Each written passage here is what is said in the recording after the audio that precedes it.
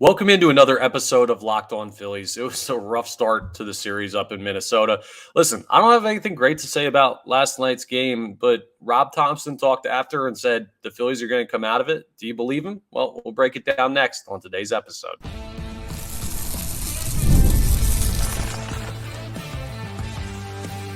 You are Locked On Phillies, your daily Philadelphia Phillies podcast. Part of the Locked On Podcast Network, your team every day. Yes, this is Locked On Phillies. I'm your host, Connor Thomas. Thank you so much for checking us out today. We come to you as part of the Locked On Podcast Network, your team every day. You may know me from some of my other work in the industry. I've been a host at 97.5 The Fanatic, doing radio in Philadelphia for 5 years, credentialed Philadelphia Phillies media member for 3 years. This is my third year hosting Locked On Phillies. Please make sure, as I always ask, you're rating and reviewing if you're consuming this in podcast form, or if you're watching on YouTube or you want to check us out on YouTube, make sure you subscribe to the channel. Get your notifications when new episodes are posted. Costs you nothing, takes like 2 seconds. It's the number one way to say that you like the content. It really helps us out here on Locked On Phillies. This episode of Locked On Phillies is brought to you by Booking.com. Booking.The. The right stay can make you a fan of any city, even your rivals. So check out Booking.com for your stay today. I'm not going to be visiting Minnesota anytime soon. I'll tell you what, it seems like a bad place for the Philadelphia Phillies, at least through one game of the series. Bryce Harper liked it well enough. He had an absolute nuke in his first at-bat of the game yesterday, but a 7-2 loss. It wasn't as bad as the score indicates, at least defensively and pitching-wise, but Junior Marte got kind of left out there to rot by Rob Thompson, which you kind of have to at that point. That game got out of hand, and then Seranthony Dominguez wasn't great to start in the seventh inning, and then the eighth inning when you go to Marte, you don't really want to burn another bullpen arm if you don't think you're going to come back in the game. And clearly Rob Thompson didn't think that they were coming back at that point in the game. I don't even know where to start. It was just not a great night all around. I like to start with positives, so we'll do this real quick, right? Do the positive first, then we'll get into the problems from last night. But Ranger Suarez looked better. He went 5 1/3 innings pitched through 79 pitches. The goal was for him to be right around like 80, 85 pitches since he had a little bit of back issues over the All-Star break.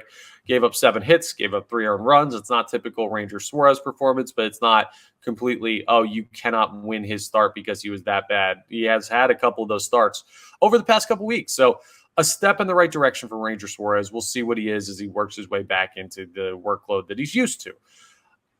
The bullpen was awful. Sorry. Orion Kerkering was fine, but Seranthony Dominguez didn't get the job done. Junior Marte didn't get the job done. Those are guys that you're really losing faith in. And Seranthony, somewhat. Junior Marte, I'm not a Junior Marte guy. I'll just tell you. I think he has all right stuff. I don't think he has a lot of makeup or command for the major league level. I just don't. And you saw it last night. He was throwing pitch after pitch to the backstop. I don't fault Rob Thompson for going with Junior Marte there because you're trying to survive a really tough stretch of games here. You got Minnesota, Cleveland, the Yankees. You got a lot of tough games in a tight stretch here. You don't want to burn out the pen fighting for one game. So I get it, but still not the most inspiring thing from the bullpen. And the offense has just been, my goodness, it's just been really inconsistent since the All-Star break. They went out and had 4 hits last night. The only runner that reached scoring position, obviously you scored 2 runs on the Bryce Harper 2-run homer, but that was with a Trey Turner single, right? Single? Yeah, single. And then Bryce Harper hit a 2-run bomb with Trey Turner on first base. No one reached scoring position there. I guess you're always in scoring position with Bryce Harper at the plate. But the only player that legitimately reached second base as a base runner was Alec Boehm after a throwing error in the 9th inning when this game was already well in hand for the Minnesota Twins.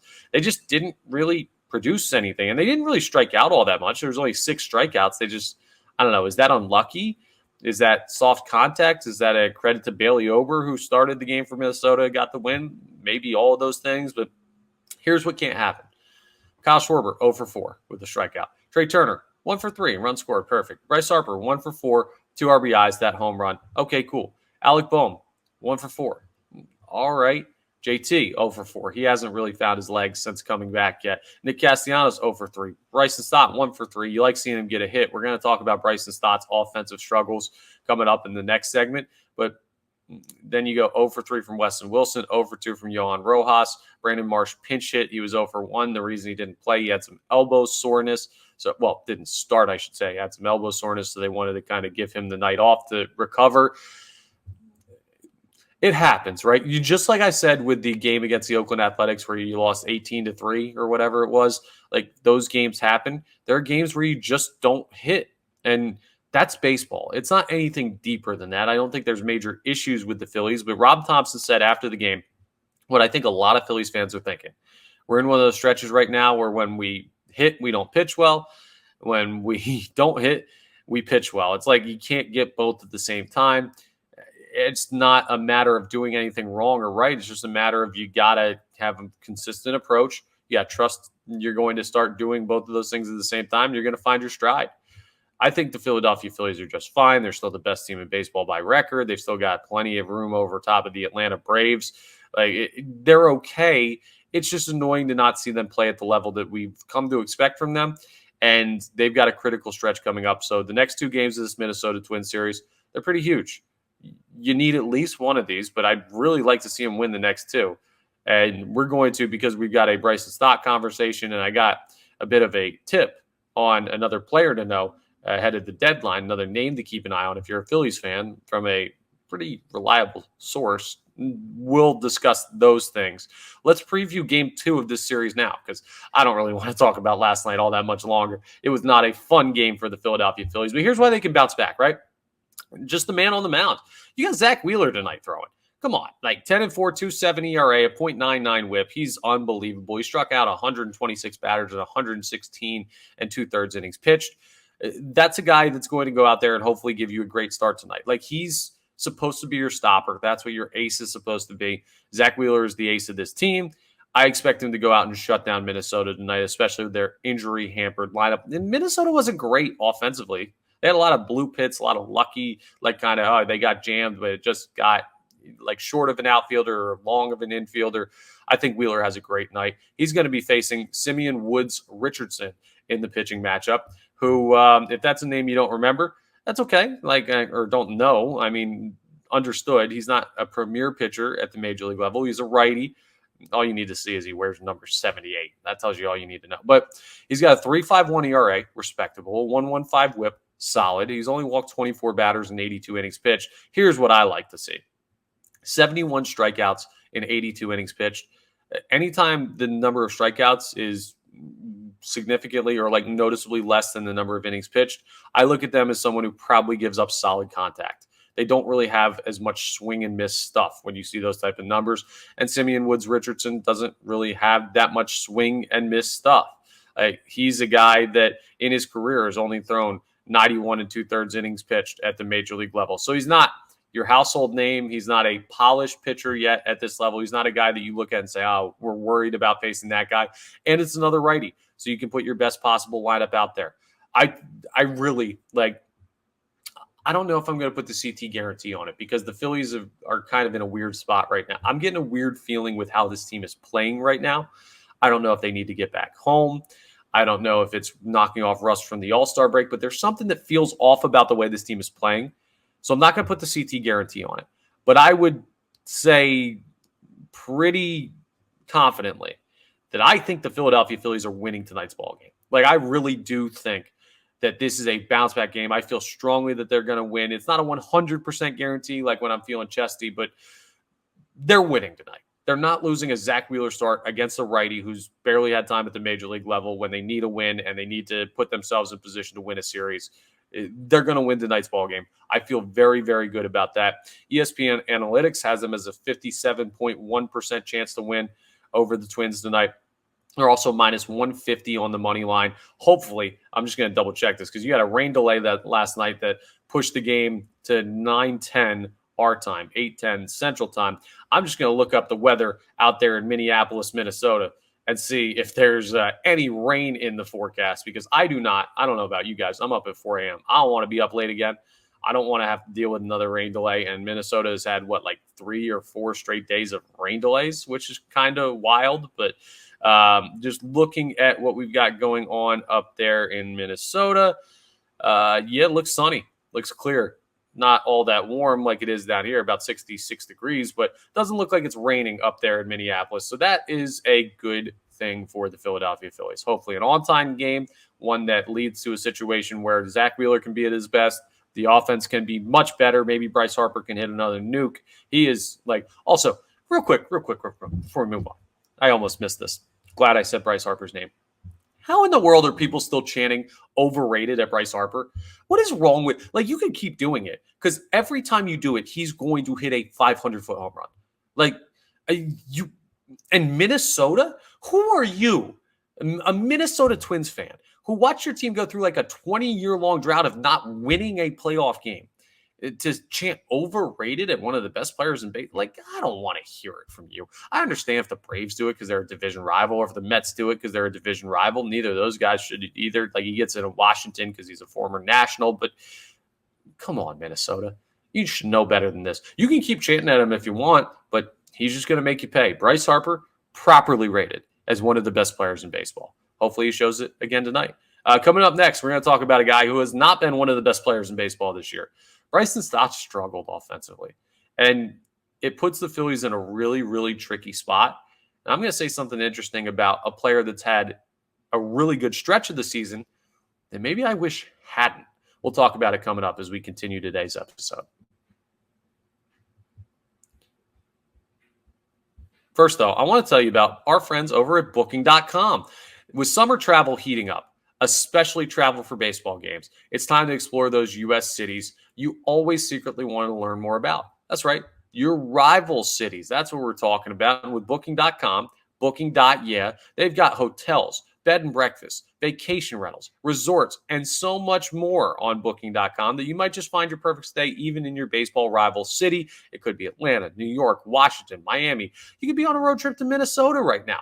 They got it everywhere all the time. Go ahead and check out Booking.com because their website, their app, they've got all the needs filled for you to pick your favorite vacation, even if it's not your team's favorite city. So the right stay can make you a fan of any U.S. city, even your rivals. Book today on Booking.com on the site or in the Booking.com app.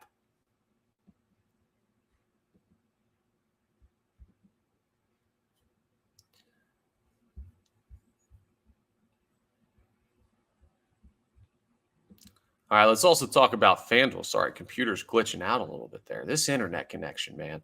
I love sports, and FanDuel is the number one place you go when you love sports, right?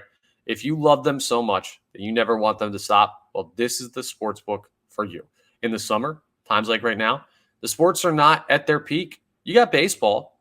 Training camp started today for the Eagles, and around the NFL, there are teams reporting, but I don't know, summer league's done for basketball. Hockey's been done forever now. Like, this is the slow time. So what does FanDuel do? Because they're great sports fans themselves and they know what they want you to do. You can bet futures still. You can put together bets on baseball. But this summer, FanDuel's hooking up all customers with a boost or a bonus daily. That's right. There's something for everyone, every day, all summer long. So head over to FanDuel.com and start making the most out of your summer. It's still a great time to check out FanDuel.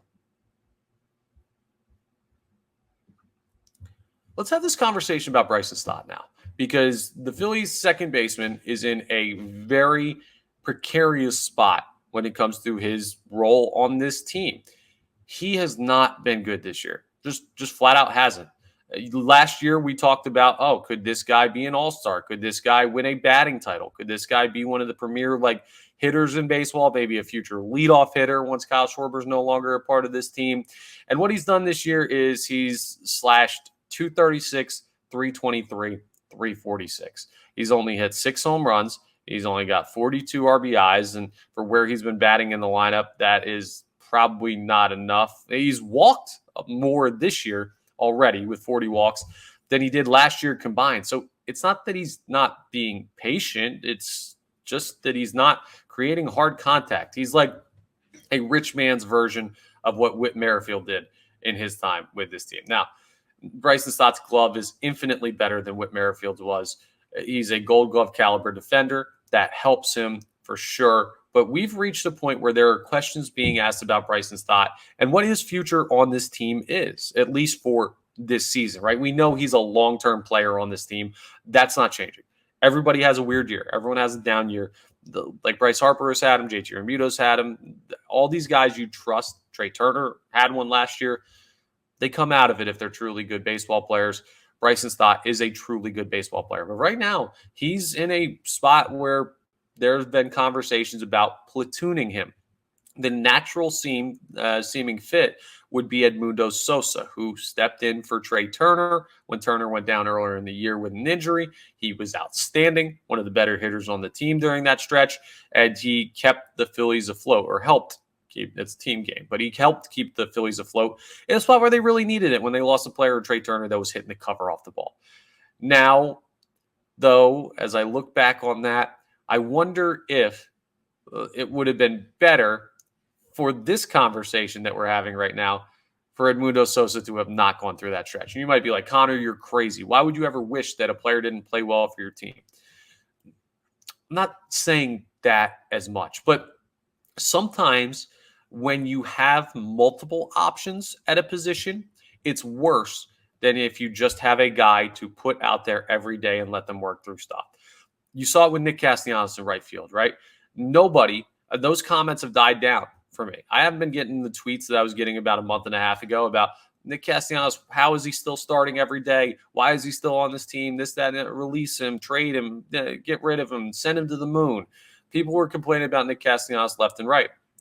Rob Thompson kept playing him out there in right field, partially because as a veteran player and an all-star last year, he deserves the opportunity, partially because you didn't really have a much better option because the outfield's been deficient all year and you don't have a lot of quality depth there.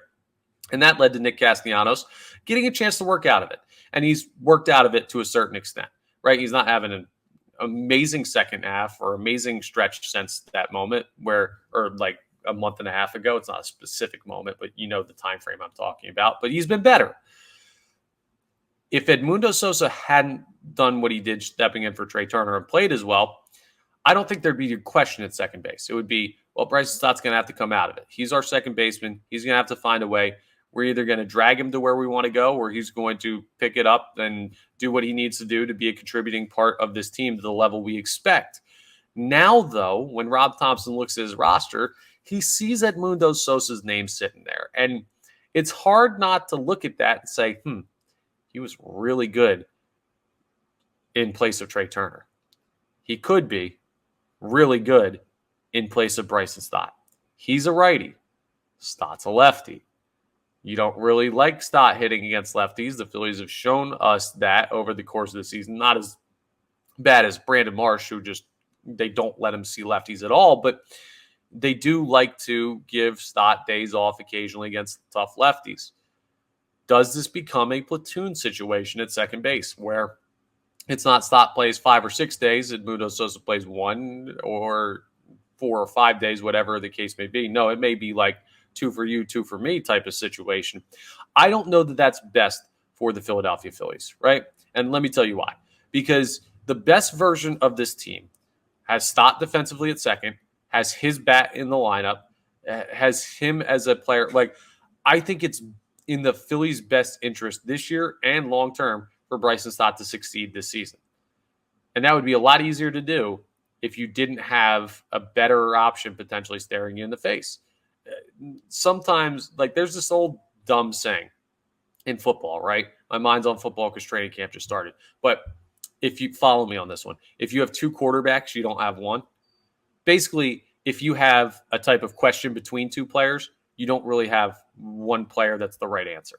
And that makes things complicated for a manager, for a president of baseball operations and Dave Dombrowski. Like, it makes it complicated for an organization in general to have to decide between options. The Nick Castellanos solution was simple. Put him in right field. He's our only chance. Let's see if he works out of it. Very easy because you don't have any other options. This one is tricky, and I worry that if you start platooning Edmundo Sosa and Bryson Stott, you may give Stott, well, you will give Stott less opportunity to work out of it, which may lead to us not discovering that, hey, he was going to hit his way out of this at some point. There's a long way still to go in this season. It is July 3rd? And there's a long way to go before we have to worry about like setting things up for the postseason. That's something you start to think about a week or 2 into September. And this team has already got enough done that they're going to be a postseason team. So I would love to see them roll with Bryson Stott. But I say that while also acknowledging that Edmundo Sosa right now is probably the better option offensively and maybe a solid enough option defensively. I'm picking a worse option for the team now in hopes that it will turn out to be a better option down the road. And that's a tricky game to play. And that's why when you have this conversation about platooning a player that you thought was going to be an everyday player, it can get a little bit messy. But I don't see anything like mentally with Stott saying, oh, well, he's going to mope if he gets sat or if Edmundo Sosa starts splitting time. The guys love Sosa. He's productive. Like, I don't think this will kill the Phillies' bottom line. It could hurt their ceiling come October, though, if Stott's not a contributing member of this team or if he loses the opportunity to do so because of a platoon type of deal. So that's just where everything's at with the Phillies second baseman. It's not a great spot for him. Maybe he'll hit out of it. He had a hit last night. We'll see if he plays tonight against another righty. He should. And what he does tonight. But an interesting situation at second base, as more interesting storylines seem to pop up by the day. I got another one for you, though. I've got a name from a very reliable source that it seems that the Philadelphia Phillies are interested in. I'm not saying like a deal's getting done, this guy's going to be a Philly, but there's a name that we have not brought up yet in our trade deadline talks that could be an option for the Philadelphia Phillies. And he's in division. We'll talk about it coming up as we wrap up today's episode. But let's talk about eBay Motors first, because passion, drive, and patience is the formula for winning championships. And it's also what keeps your ride or die alive. eBay Motors has everything you need to maintain your vehicle and level it up to peak performance, like superchargers, roof racks, exhaust kits, LED headlights, all that stuff and more. You might be into speed, power, style. Well, eBay Motors has you covered with all of it. They've got over 122 million parts for your number one ride or die. You're always going to find exactly what you're looking for. And with eBay Guaranteed Fit, your part is guaranteed to fit your ride every time or your money back. With eBay Motors, you're burning rubber, not cash. They've got all the parts you need, the prices you want. It's super easy to make your team the MVP and bring home huge wins with eBay Motors. So keep your vehicle alive at ebaymotors.com.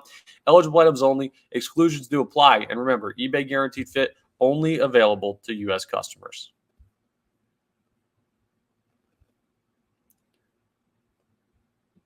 Let's also talk about Prize Picks, folks. They're America's #1 daily fantasy sports app. They've got over 5 million active members, and they're the easiest and most exciting way to play daily fantasy sports.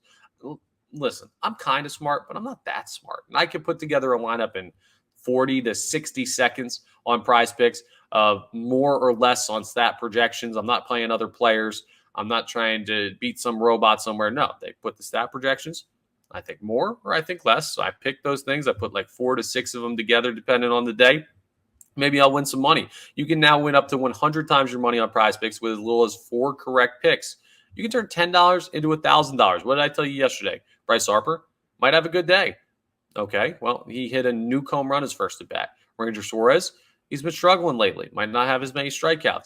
If you had looked at those, well, you could have put together 2 winning picks out of 4 needed on Prize Picks to make some money like that. So go ahead and check it out. They got a lot of great stuff.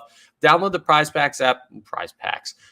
Picks app today and use code LOCKEDONMLB for a first deposit match up to $100. That's code LOCKEDONMLB on Prize Picks for a deposit match up to $100. Prize Picks. Just pick more or pick less. Really, folks, it's that easy. All right, let's wrap up with this because I got some very interesting information today that there is a player that the Philadelphia Phillies are kicking the tires on. I don't know. Now, specifically kicking the tires, what does that mean? Does it mean that they've figured out a cost on someone? Does it mean that they've simply placed the phone call asking about availability? The short answer is it could be any of those. But anytime Dave Dombrowski asks about a player, he's already done research. He's already got interest. He's already thinking about how that player will fit with the team.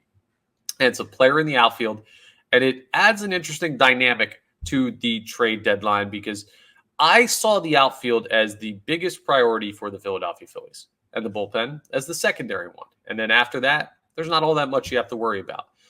Maybe they're flip-flopping. I don't know what would be causing them to do that because the outfield hasn't been insanely productive, but maybe they believe that they can get by based on the strength of the rest of the roster and the guys in the infield where you had 3 of 4 all-star starters. Bottom line is, I heard another outfield name to keep an eye on. He's in division. He's with the Washington Nationals. His name is Lane Thomas. Now, you're familiar with Lane Thomas, I'm sure. You've seen him with Washington for a while. He's a guy that's been around. Now, he's hitting like 240-something this year. He's only got 8 home runs after hitting, 28 home runs last year. So it's been a big drop-off of a year for Lane Thompson. Lane Thompson. I combined Lane Thomas and Rob Thompson. For Lane Thomas, I should be able to get it right. It's my darn last name. He hasn't been having the best season. He's a more than capable defender, so you can put him out there in center. You could put him in left.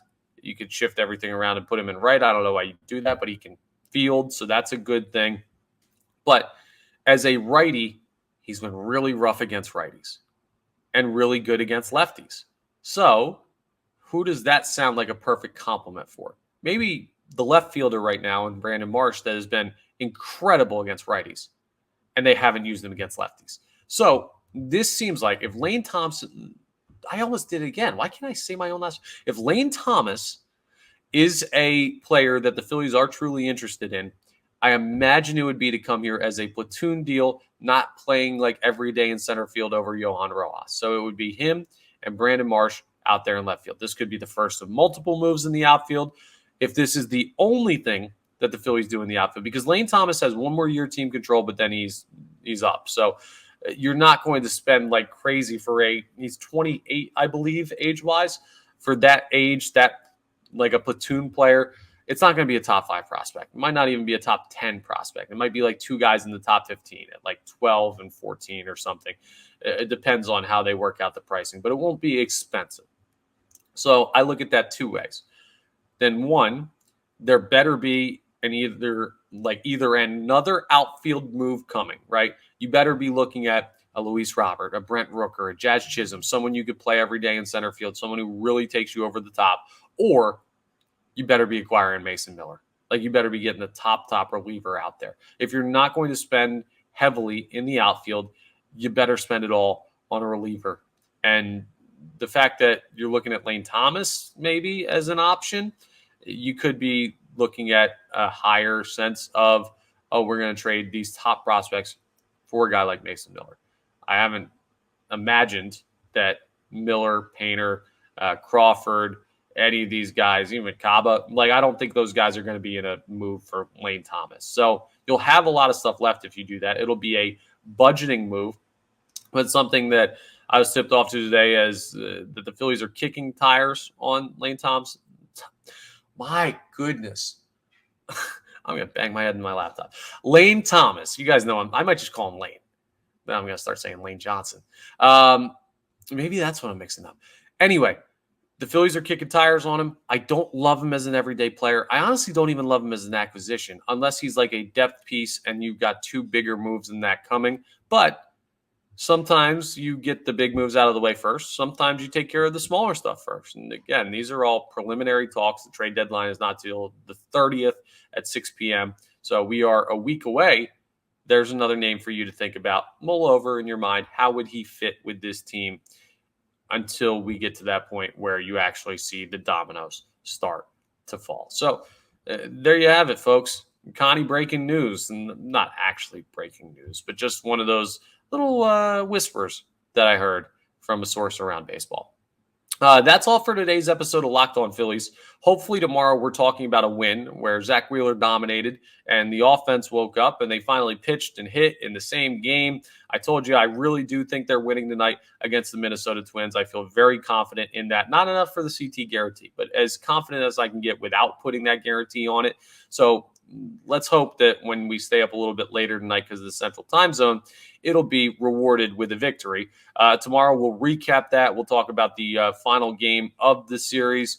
It's going to be an earlier game time tomorrow. Oh, also tomorrow, I want to let you know, I'm joining Mark Farzetta on our postcast after tomorrow's game, Wednesday's game. So not tonight, but tomorrow after the game, I'll be a special guest on postcast. So I want you to check that out. I'll remind you in tomorrow's episode as well. But we'll do that. And we'll also take a look at the bullpen because I think we need to do an evaluation of how much you really need to add to this bullpen with their recent struggles, or like a couple guys' recent struggles, if you want to truly be an ironclad team come October. Again, that's all for today's episode. So thank you so much for checking us out. Please make sure you're rating, reviewing, subscribing to the YouTube, all of that stuff. That really helps us out here on Locked On Phillies. I always prompt you to do, and it helps you out too. You get new notifications when episodes are posted. It doesn't cost you anything. It takes like 2 seconds. But yeah, and of course, we're part of the Locked On Podcast Network, your team every day. I always got to remind you of that. I'll talk to you tomorrow because it is your team every day right here on Locked On Phillies.